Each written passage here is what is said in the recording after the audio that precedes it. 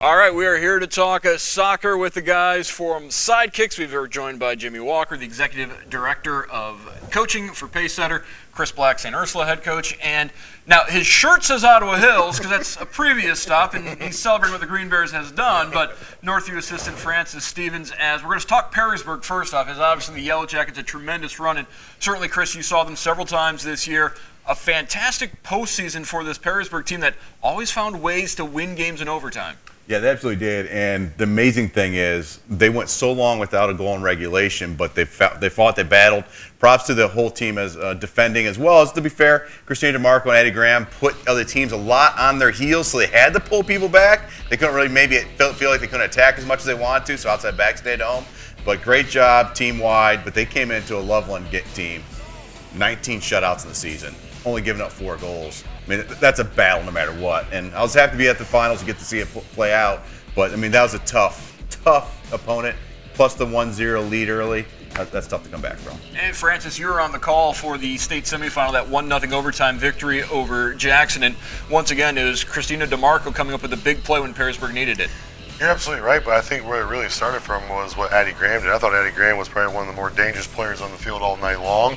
I think just what the game did was Jackson just had a lot more, run of the play. Had more in possession. They had some better players in a lot of areas. I thought their forward up front was really spectacular, but I thought Lily Yoder did a fantastic job. Their back four with Julia DeMarco back there, they played really well as well too, but they really just never yielded.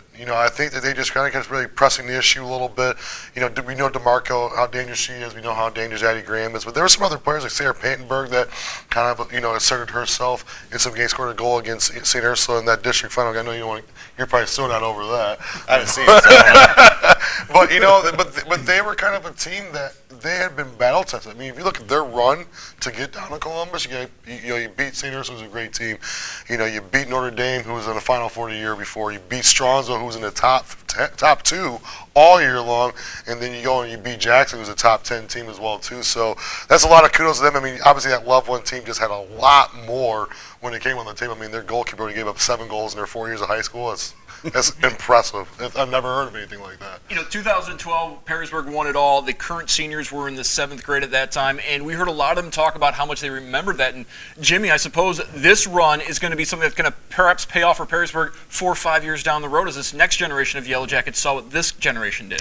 Yeah, I think so, and we've had a number of those players at the club, that were part of that team that won it in 2012, and obviously a couple of them that have won it this year as well. So I think any time you've got a team that's aspiring to get to those levels and you've got the young kids around to watch that and soak it in and be a part of the experience, I think that's obviously what they're aiming to do and their goals for when they get to that level. So. And finally, Christina DeMarco named the District Player of the Year this past week. Just one of the many honors for her as those continue to roll in.